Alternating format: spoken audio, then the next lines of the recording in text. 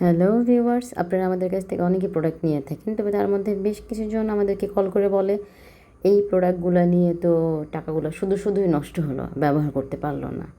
ঠিক আছে, কিন্তু এখন জানতে হবে যে লক সিস্টেম প্রোডাক্ট কাদের জন্য, যাদের প্যানিস মোটামুটি 10 থেকে 15 মিনিট সময় স্ট্রং থাকে তাদের জন্য হচ্ছে লক সিস্টেমগুলো।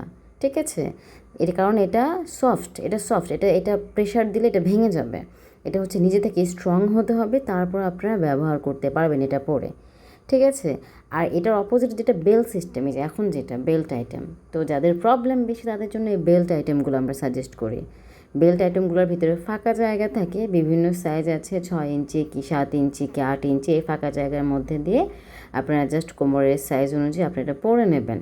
পরে তারপর আপনারা ব্যবহার করতে পারবেন, কারণ এটা এখন খুব সহজে এটা প্রেশার দিলে এটা আপনারা প্রবেশ করাতে পারবেন, কারণ এটা হার্ড, এটা শক্ত। প্যানিস স্ট্রং হলে যেরকম হয় ঠিক সেরকম।